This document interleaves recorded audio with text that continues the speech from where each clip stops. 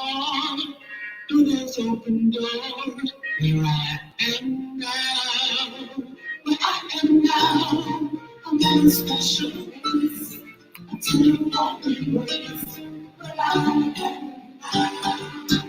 It's now time for the most talked about radio show in the whole wide world. That's FYI Radio Show with your host, Miss Yolanda, the Lady Hinton. I'm Ed Everett, the co-host. The music that you hear in the background is none other than Miss Yolanda, the Lady Hinton, Where I Am Now.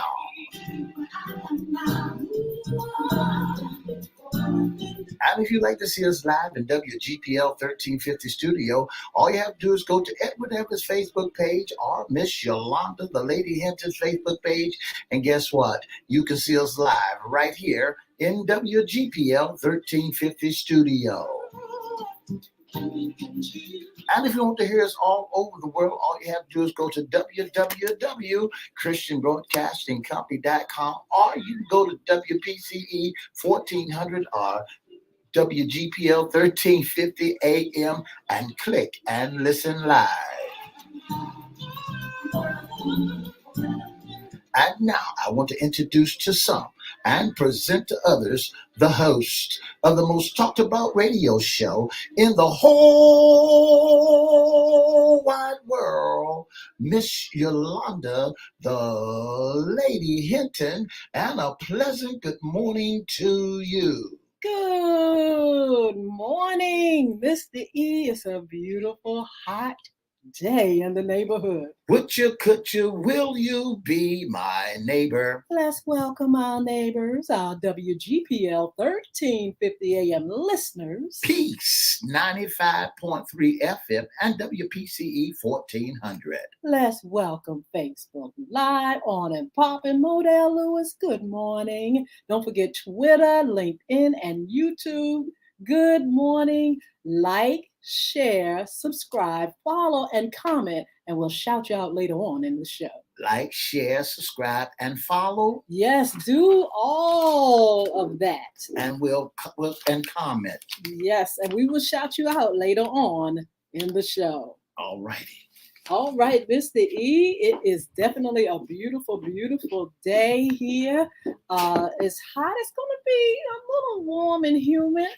And but that's okay. It's summer. The summer breeze make me feel fine blowing. Summer, is that right? Summer breeze? Yeah. Yes, it makes is. me feel fine blowing in the jasmine of my mind. Absolutely. I tell you what, let's go ahead and tell everybody what day it is. Today is hump day. That's what today it is. It's hump day. You all should be up, popping, having a good old time, and ready for the rest of the week. That's right. It's going to be a wonderful week. We have a little bit of rain. That's to be expected, especially as we near August. Also, we're going to have some humidity. It's going to be pretty, steamy in here. But other than that, we are just very, very, very glad that God has given us this day to just do what we do. Every day you get from the Lord, you should be getting better. That's you right. should make up your mind and say, this is a gift from God. And so since it is a gift of God, this is my time to change and to, seek him more and be better and do better. And so, Mr. E, we are definitely having a great time here. Mr. E is doing all kind of stuff, but that's okay, Mr. E. We are going to proceed regardless of our lighting and stuff like that. But we hope you all are doing fine. We have Roberta Carter on. We have, again, Modell Lewis. Thank you for joining us. And we have a very special guest. First of all, this is our Wednesday segment, What's Under the Hat? Issues concerning men. So it's all about you guys. You menses today. And we have a very special funny man on the line, comedian Lamont Ferguson. And we want to say good morning to him. Good morning. Hump day. Oh, did Mr. E say hump day? Mr. E, did you say hump day? Listen to the way he said, Lamont. That's what he's saying. He's saying hard and strong. I'm telling you. Lamont, tell us a little bit about yourself. Tell us where you're from. I'm from the great city of Detroit. Grew up, raised, and born in the city of Detroit. And then I migrated on down to these parts of Virginia, Portsmouth, Virginia. I graduated from Liberty University. Wow. Which is in Lynchburg. So that was an interesting stay. And then I had a lot of great friends that I met while I was attending school there. And they were from this area. I was visiting this area. And I was like, guess what? I'm not going back to Detroit. Oh, yeah, because I'm surprised. I didn't even know you were from Detroit. I thought you were right here from Virginia, and you also went to school. That's like the Bible Belt, Liberty University. Yeah, it's interesting. Going from the urban school system to a straight, supposed to be clean system type school. Yes. Quotation, suppose. Absolutely. Now, Lamont, I know you got to have as a comedian a name, a funny name or nickname. You got to tell us something. Look, let me tell you something I did see on your page as I was following you. What's Fergism? Fergism. Yeah, Fergism. They're outside the box that we all have. Yes. And they just really random thoughts. Like, actually, I had somebody ask me, do I do clean Christian comedy? I'm like, I haven't heard of dirty Christian comedy, so why would you ask me? Clean. How dirty can Christian comedy be? Like, that's a Ferguson. You know what I mean? It's outside the box. Thought this person had to ask me. I'm like, why did you even ask me that? Wow. Yes. Now, do you consider yourself a Christian comedian or what? I consider myself a clean comedian. I'm not knocking the title Christian comedian, but I truly believe society puts you in these boxes. So, okay, he's a Christian comedian, but you see me performing at Cosby Comedy Club or a bar, then people are like, I thought he was Christian. Why are you performing in a bar? Wow. So, yes. So if you label yourself a clean comedian, therefore you can perform in churches, and then when they see you at the bar, they're like, oh yeah, funny guy. You know, they don't put you in that box. Yes. There are some people that want, some people just want to say, that's the lane. There's so many lanes of comedy. And that's the lane that some people pick Christian comedy. So if you tend to try to put the edge, and they're like, oh, I can't believe it. Christian comedy, why would you say that? You know, so I consider myself a clean comedian. Absolutely. I take you to the water now. I believe it. You don't want to have them thoughts. I didn't say it. You the one. So look, tell us how you got started. I mean, was it a dream as a kid? My dad always said I was really. And the first incident that I had, I actually had fell off of a porch and had like a little hickey or bump on my head. Yes. And we went skating one time, and I fell, and a bunch of people fell on my head, so they kind of popped that. So I had a little blood on my head. And you know how at the skate rink they have people to look at you and skate you. And they was like, hey, if you had act strange and whatever, then you might want to take to the doctor. And he was like, I can't tell. I said before the little bump at the skate. So yes. I mean, really, I just watched a lot of the Dutch Comedy Channel and Apollo. I watched a lot of Bill Cosby. Stephen Wright was this one-liner king. A variety of comedians, and I did my first stand-up routine in high school, in the 12th grade. I was at a local comedy club there, and I tried to mimic what I was hearing and what I was seeing. They was like, that don't work. Wow. But however, I stayed on the trail, and I've been doing it. I was doing it for a while. I moved down here, started working at Wavy's, and I did a few things here and there. But Then life happened, and then I started focusing on acting and things of that nature. And then, like 9 years ago, I took it seriously. So here I am. In January, 10 years doing stand up. Wow. I want to say good morning to my friend. How are you? Good. I got dressed up for the phone interview. You know, I know that's right. You got dressed up for the phone interview. I got dressed, I got fresh, shower, shaved, and all that. Let y'all know I am smelling good. I had an opportunity to work with you a while ago in the DC area at the Lincoln Theater. And I want to again say to you, thank you so much for all the experience and all the wisdom and the knowledge that you shared upon me. You know, when you become a comedian, when you become a comedian, and you said just a little earlier, folks couldn't tell the difference. Who inspired you to become a comedian? Like I said, I like outside of the box comedians. Like Stephen Wright, he was the one-liner. He did a lot of one-liner jokes. Mitch Hedberg. It's a myriad of comedians. I'm like Bill Cosby. I'm like Hey. Yeah, so I like a variety of comedians.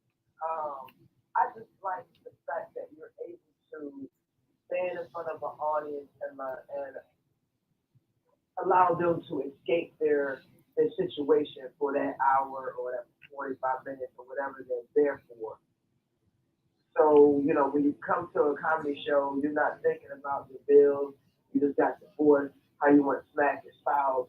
You're not thinking about, you're not thinking about none of that. And it's an escape. And I had a situation where a young lady, an older lady came to me after the show, and she said she was glad that she came because she was going through some things and she was able to laugh and not think about that for that moment. Yes. And so that is my goal, to continue to allow people to escape their personal reality and introduce them to my reality and have them forget and point the finger at me. Like, oh, look at you, you're going through that.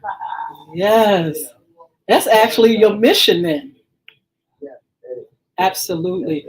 Was your family and friends your first audience, and what did they think about you as a comedian? I'm always saying something wow and out the box. That's just me in general, and people know that they expect that from me. My wife sometimes I get on her nerves, but it's okay. It's We've okay. been together for 20 years. We rethink our contract this year. We got another year to go. Yeah. Congratulations. So look, Thank you. our segment today is What's Under the Hat, Issues Concerning Men. Do you, joke a lot about men, and how do men react to, when you're, pulling them out and focusing on them with your jokes and fun? Well, I actually address a lot of different situations, marriage, kids, society. Men, we actually have it's tough because the fact that we are supposed to be the head of the house no matter what happens. So we're human as well. So we are emotional. We don't show it. But when we show it, then people look at you like, oh man, you're being weak. You saw. You know what I'm saying? So we have to, as society, understand both situations, the dynamic of the woman and the dynamic of the man. Because, like, if a woman steps out and say, I don't want to be married anymore, they'll say, oh, what did he do to you? Was he emotionally abusive? Was he physically abusive? Was he even paying bills? It's all what he didn't do. Whereas the man say, okay, look, this is not working for me. I love you, but I can't stand this relationship. Then they look at the man as he walked out on his wife.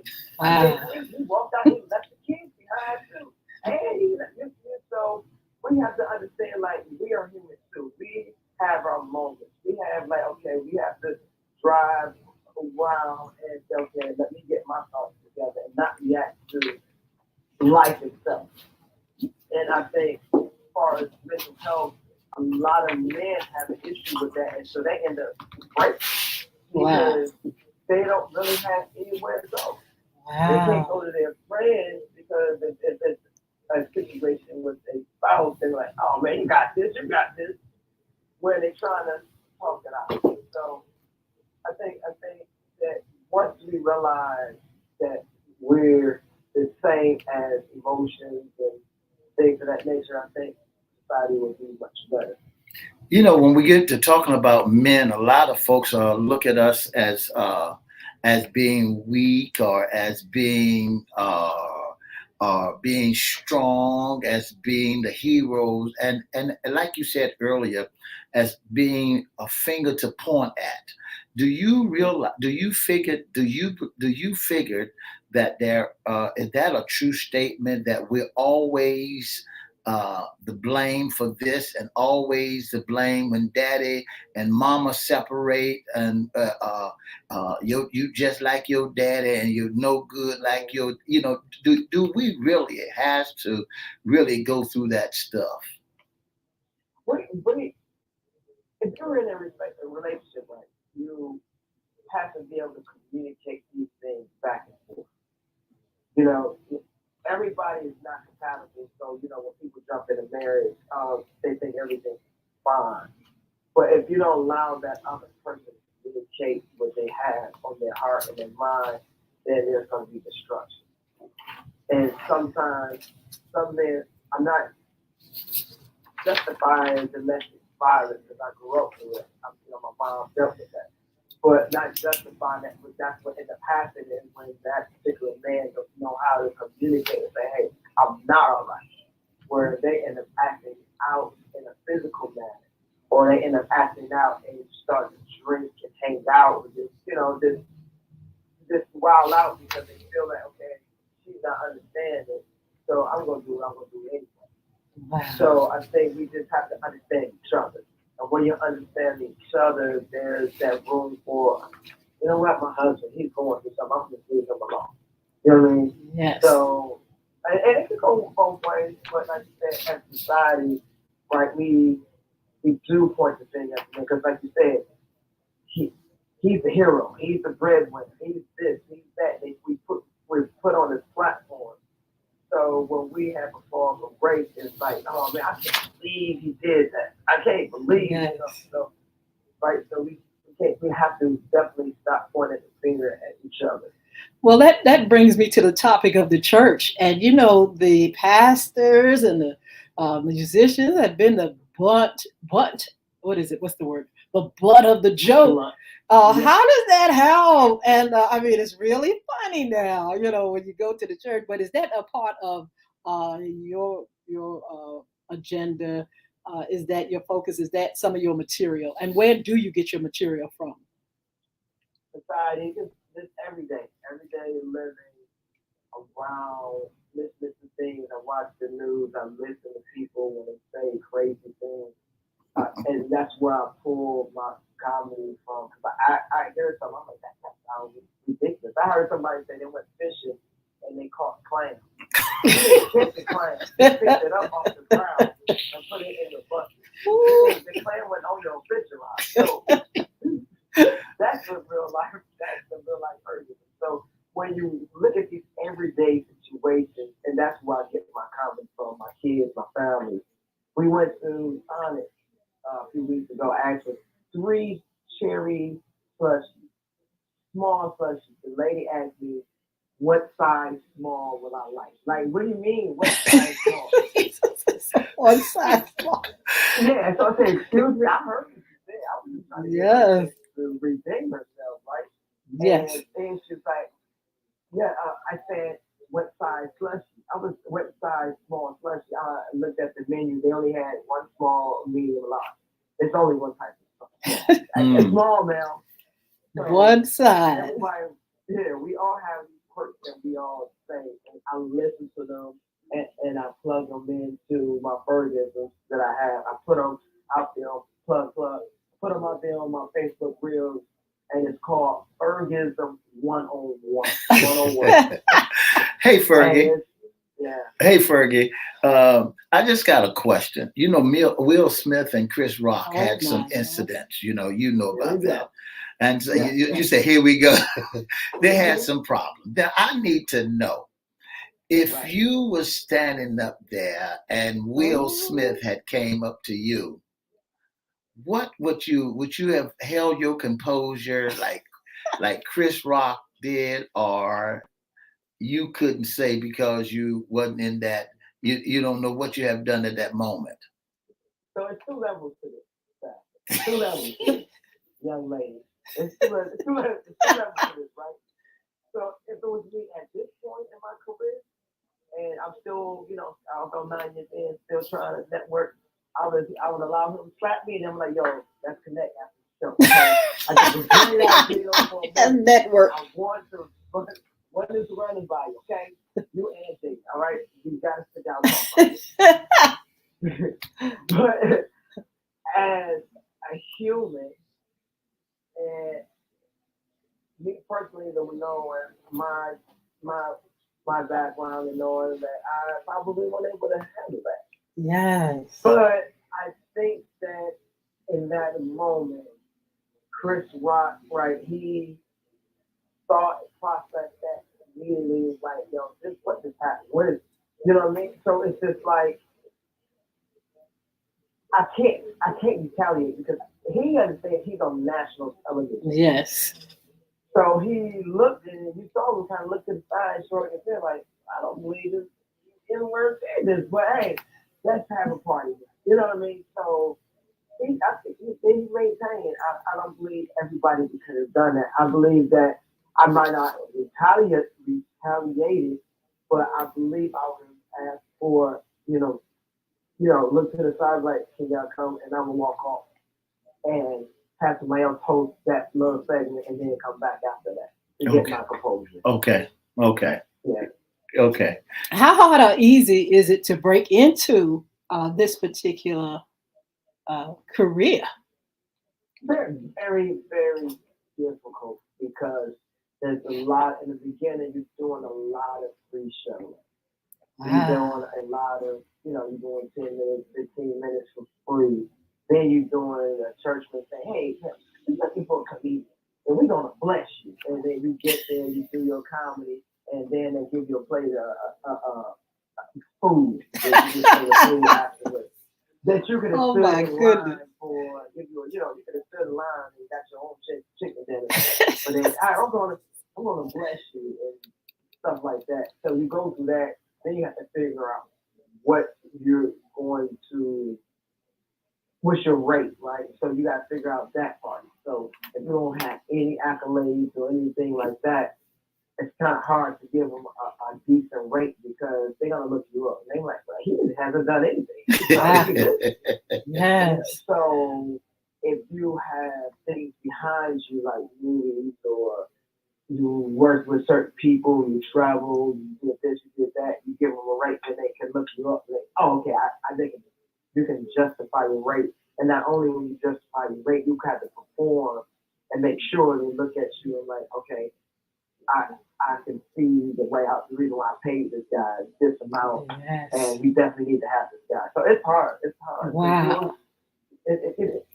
I'm 9 years in, and I'm really just getting my 4 hours. Yes. Of comedy. Wow. So it's difficult. It's a daily grind.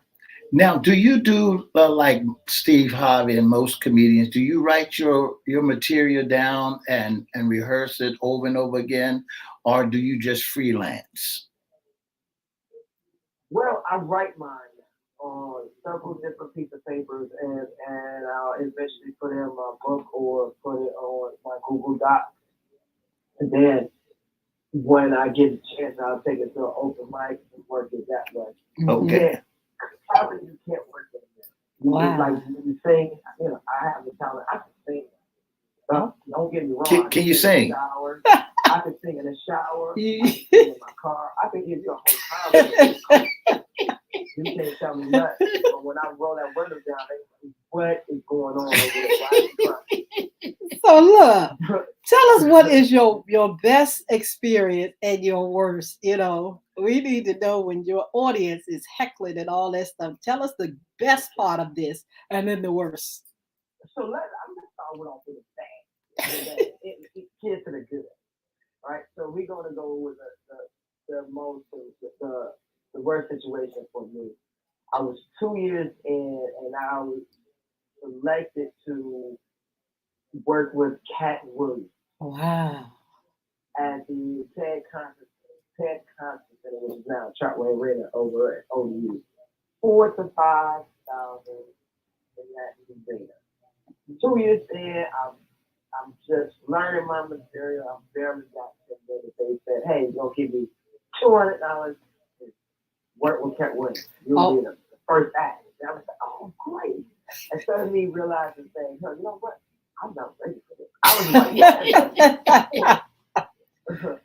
So rule of thumb. I have to say this first. Rule of thumb: if your material is not working, you ditch that during a performance and switch gears. So I did not do that in that performance. I'm going through. I'm supposed to do 10 minutes. I'm starting my line, my job, I'm doing my material. I get a boot to the left. Oh. I'm right like boom. Oh. And I was looking at the floor, the people on the floor, and they were looking at me like I was.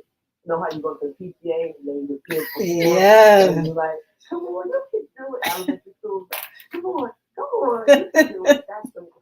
That's the way they were looking at me on the floor. They wasn't booing. They was like, "Yeah, you can get." That's my mindset.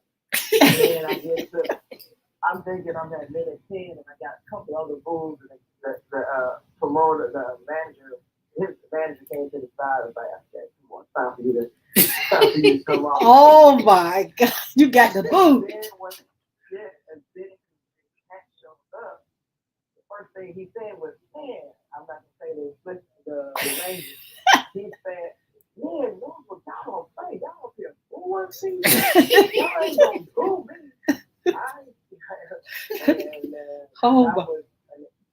That was an experience and a half. I was heartbroken. I called my dad, and he was like, he said, "Look, before that, so when I got paid, they gave me, I was supposed to get 200, right? So she kept counting. It was like 3, 4, 5. I was like, this is 500. At first I wasn't saying them. I was like, trying to build my rapport, my reputation. And I said, here's 500. I was like, really? And she was like, well, I don't know what Cat's doing with his money, but here's 500. I was like, okay. Ooh, I would have dried my tears right there. Right. So I got the car, called my dad. I was really disappointed. And as I was going in the parking lot, somebody was like, "Oh, that was the comedian that was up." So I don't know if they were saying that's the comedian that got booed. That's the worst. Oh my God. Yeah, I don't know. Well, look, before we go, because we only have 3 minutes, tell us some information about what's coming up, where you're going to appear, any events that you're participating in. Okay, so I have some of the best situations that happened at the best side. That's going to be the best side.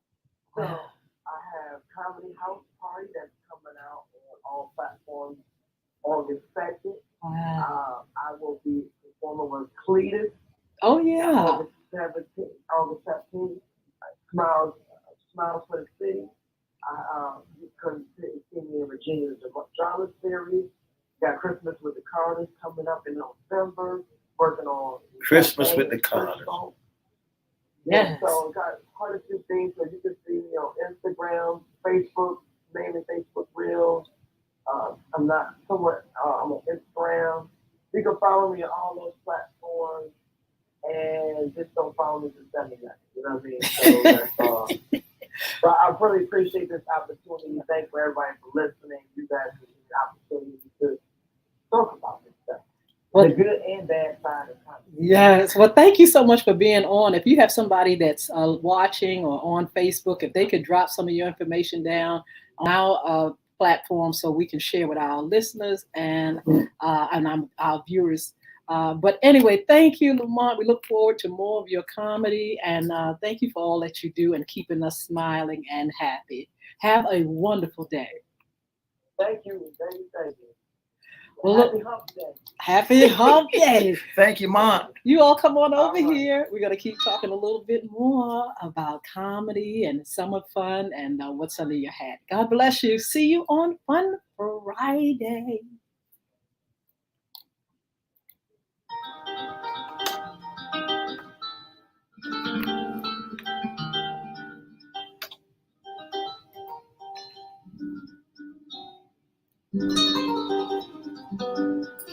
For the past 30 minutes, you've been listening to FYI Radio Show with your host, Miss Yolanda, the Lady Hinton. I'm Ed Everett, the co-host. Our special guest has been none other than the great comedian himself, Mr. Lamont Ferguson. For more information about FYI, you can give us a call at area code 757-714-7861. And thank you so much for joining us Monday, Wednesday, and Friday from 9:30 to 10 right here on WGPL 1350 Peace 95.3 and WPCE 1400. And have a wonderful, wonderful day.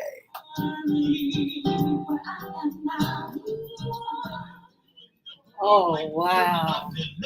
We want to say thank you to our special guest, comedian Lamont Ferguson. We even, we didn't get into his acting skills. He said he could sing in the shower, but we were so glad to have him on.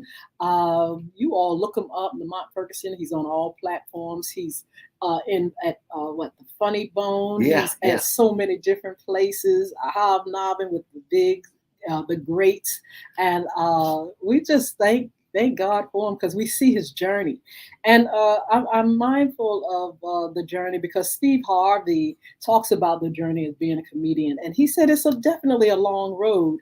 Breaking in it, you've got to really, really have patience, perseverance, faith, because it's not everybody doesn't get that platform. And then there's not a whole lot of main platforms for everybody. You know, you got the Cat Williams, you got the Steve Harveys, you have the Chris Rocks and the all these different ones, and they have fought to get where they are, and they're fighting to stay relevant as well.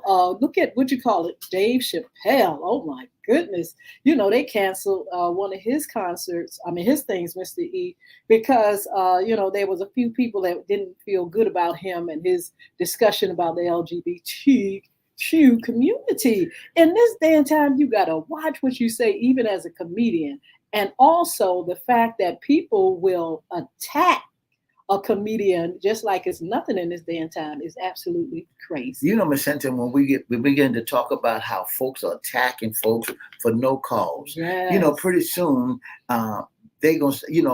the comedians have special jokes that they use, like they talk about the African American folks, and nobody shut them down behind that. They talk about church folk, and nobody, and that's the blunt end of all the jokes around the world that comedians use 99% of the time when they talk about church folk, how church folk act and what church folk does.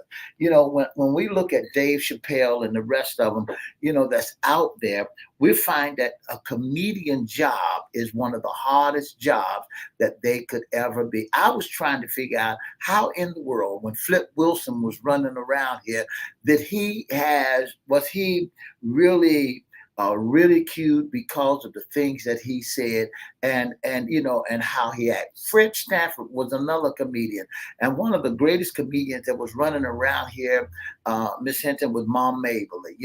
She was an old comedian, but she was very funny but never got ridiculed. When I look at folks like Dave Chappelle and Steve Harvey and Cat Williams and the brother who plays on Upshaw, when I look at those comedians that's running around here now, they got a hard job. They got a hard job because they have to be politically correct. You can't talk about everybody now. You cannot talk about the LGBT or BT or whatever community.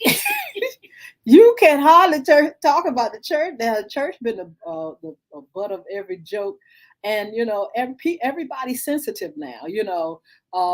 People look at comedy as an art.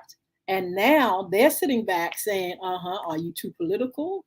Are you too are you going too far with the jokes about certain communities, certain races, certain things you can't say anymore? And then to also have yourself attacked, because Dave Chappelle was just attacked on stage this week. And these folks go, I mean, with weapons and whatnot, because of, something that triggers them. And so you really have to be careful, even as a comedian this day and time. Do you think that all comedians, that when you go into these clubs, you cannot relax like you normally would go in to have a few drinks and sit back and relax and have a funny day? Now you got to have those what you call those things when you go through metal detectors. Yes. Now you got to have a metal detector going to church, a metal detector going to schools, Yes. a metal detector going to the comedy club, metal detectors going to the into the restaurant. Where's their relaxation? Where can you not have a metal detector where someone would try to blow your brains out? The thing about it in this day and time, you can hardly say anything. Just recently, there's a controversy about T.D. Jakes speaking of women and, felt like women were trying to compete with men. So that statement right there brought controversy, and people were like, I think you better rewind with that one, because we'll cancel you. We will make your life a living hell on social media, and we will make you a byword if you don't be careful. And so, it's really, really hard sometimes to really get out there and just be very, very expressive. You just can't say anything. You just can't do it, because you got a group of individuals out here that's looking and ready to bring you down on every hand. Do you think they really try to sabotage or cut all that sensitive talk out? I mean, we know that that it's funny. We know that it's comedy. We know that. Well, how about with Kim Burrell? Did everybody think that was funny? Well, Kim Burrell wasn't. Was that funny? She said she was trying to be funny. She wasn't trying to be funny because, when she got into, here's the thing that we got to understand when it comes down to religion, when it comes down to cutting folks down. There are a lot of people, a lot of women, a lot of people out there that has problems. And when Kim Burrell began to talk about, if you're talking about, when she's talking about odorizing and folks smelling bad and, ugly. you and ugly and things of that should never be the blunt end of nobody's joke. That is not funny, because there are so many people that are out there that has an hygiene problem, and they figure that now you hurting them, that you talking about them. Mm-hmm. Just like, for example, a friend of mine's family bought some insurance from Benny Hinn, allegedly. Yes, and please. Then all of a sudden, when they went to cash their insurance policy in, it won't no good. Allegedly, but I tell you what, it's so much going on in these streets. But the thing about it is, when people are using their platform to degrade people, I think that's the problem. That's the real problem. So when you hear comedians talking about, a certain group of people, and they're, talking so derogatory against them, it's so, they're saying so many things that could hurt. I think that's when people take a pause and they say, wait a minute now, we're not gonna have that. You're not gonna sit up here and degrade. It's just like with African Americans. It's like, wait a minute now, you're not gonna sit up here and joke and degrade us in your comedy. It's your comedy is all good, but it's not when it gets to the point where you are just taking a knife and using your platform to tear people up, then that becomes a problem. And that's right, Ms. Hinton. It becomes a problem because anytime you as a comedian, and then sometimes your best friend or your buddy, some people that you hang around with, or someone that used to live on your block, and knows later on down the road that you're talking about them. And, they did not know that you have a problem with them in this day and time. So you got to be very careful on whatever platform that you're on, that you select your words properly, that you do what is right, because there are so many folks just waiting to sue you. Absolutely. Annie Miles, good morning. Jesse Cone, good morning. Mardell Lewis, of course, good morning to you. Linda Griffin is on with us as well. Roberta Carter, Sweetness, how are you? So good to see you all on this morning. Thank you for joining us. We are definitely blessed today, and we want to thank again our special guest, Lamont Ferguson, for being on and telling us about his journey and everything as a comedian. I can't imagine it's easy having to sit there and let people approve or disapprove of how you're presenting, presenting your comedy and stuff. I can imagine the worst where people are sitting there and it's almost like church waiting for the punchline. It's almost like church Eve when you're preaching and people sitting on you. That's right. Not a good feeling. Or you're singing and they're staring like, I never heard that song before. Right. And what got me, I was with Ferguson in a play, and he played as a drunk. I mean, a drunk deacon in the church. And he played it to the max. Wow.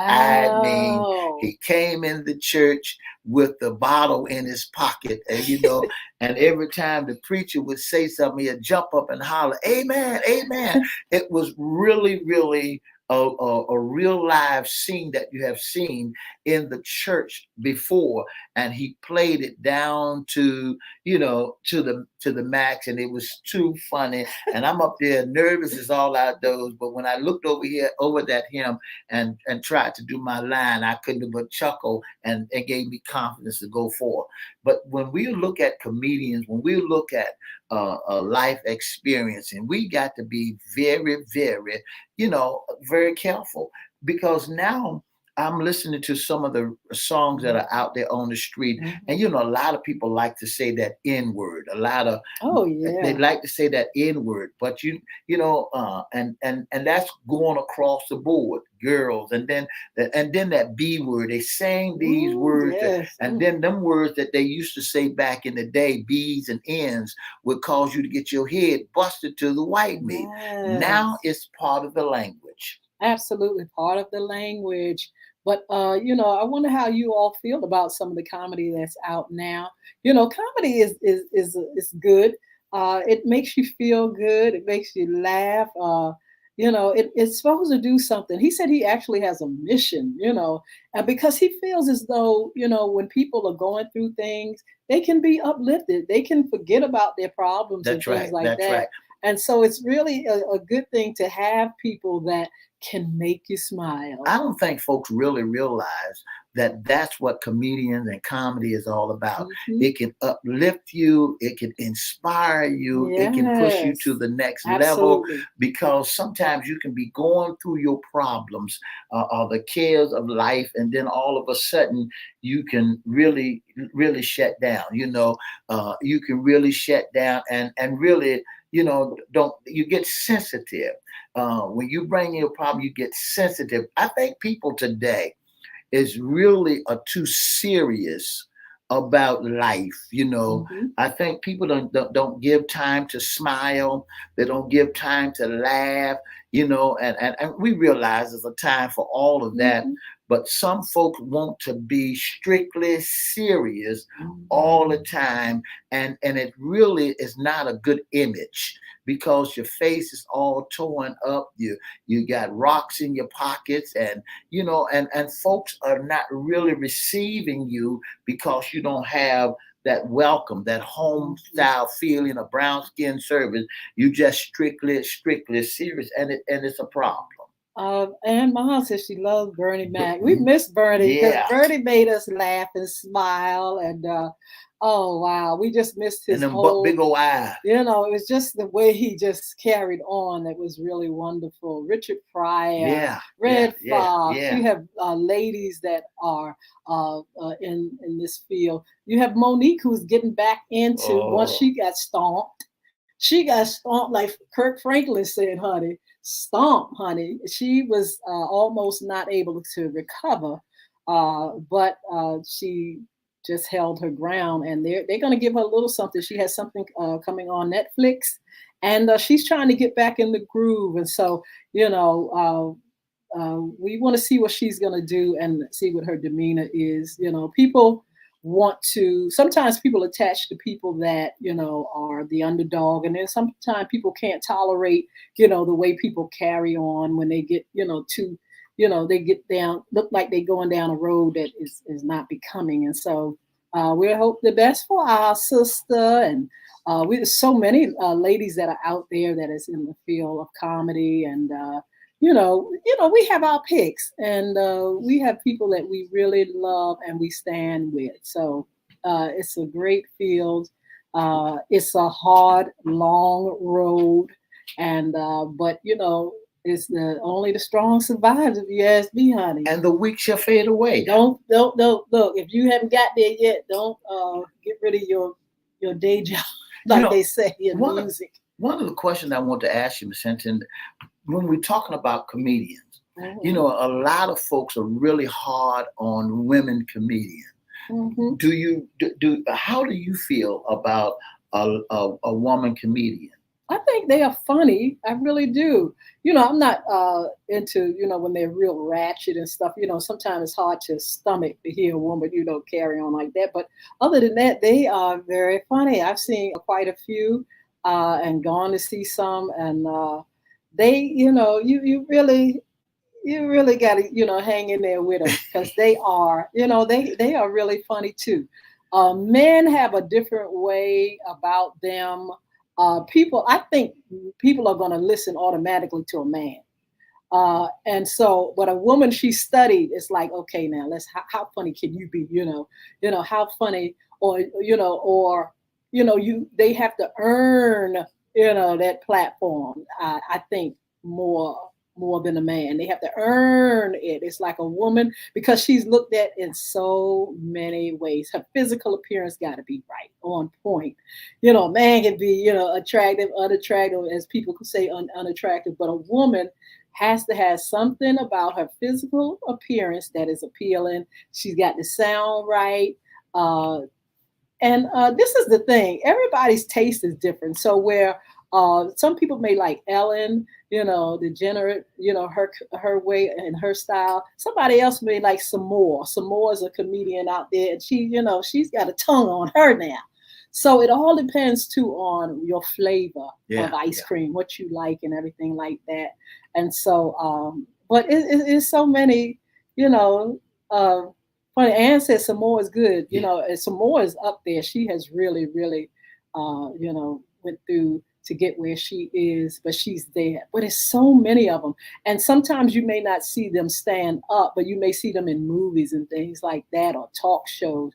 They have this great sense of humor. They're quick. What about Wanda Sykes? Everybody love her in a movie or stand up. What about the one that has what they call Patricia? That dance. What is her name? That dance, play that old lady. With I forgot. Name Patricia? Her stage name. I think her stage name. Her real name is Patricia, but she's up there with Tyler Perry.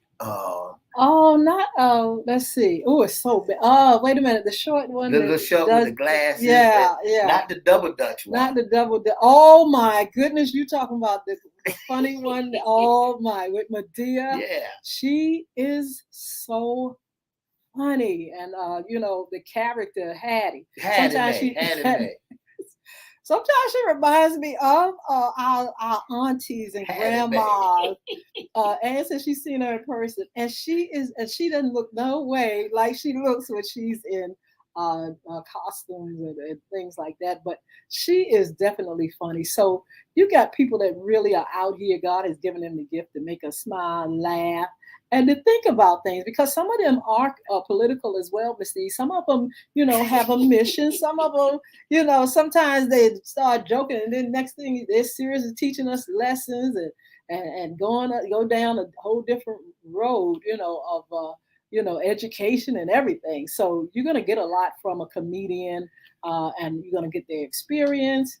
And you're just going to get a lot from them. Amen. Mm-hmm. Amen. So anyway, Ann said they smoking that tweed. They smoked it. Oh Lord, I don't want to know. Somebody named somebody that is definitely They do. And maybe do you think that that's where they get their, they can really get their art, their sense of humor really revved up when they all high and busted, all high and drunk and busted, because a lot of them in the past, Mr. E, would have their cigars or their cigarettes That's and right. their drink in their That's right. hand. And they would be sipping and making us laugh and things like that. That's way some of the men did it. They get that they drink on right there. Yes, Mr. E, give us some upcoming shows because we got a lot more folk coming on. We got a lot more folk coming on, and we want to thank you so much for tuning in. And our upcoming shows that we got coming around the corner, we got Mr. Reginald. Willard will be our special guest, along with Miss. Oh, I'm going to the wrong calendar. I'm sorry. I'm in. We have Edwina Wilson June. on Friday. Yeah, What's in your closet? Edwina Wilson will be with us. Get out of those calendars. Okay, there we go. We got Miss Edwina Wilson will be with us, along with Mr. Richard Woodard will be our special guest, and also. I'll keep jumping to August, July, and along with we got a host of guests coming, Miss Hinton. I'm so sorry. I normally we have Francina Harris will be our special guest. Yes. And so we got much more people that will be our special guests. And you don't want to miss what we got going on here. Deborah Harris will be our special guest also. So keep it locked right here. Absolutely. Look, don't forget to follow us on social media. Don't forget the Ladies Pies for your special event and occasion. 470-0224. That's 757. 470-0224. The ladies' music, the ladies' books are online everywhere.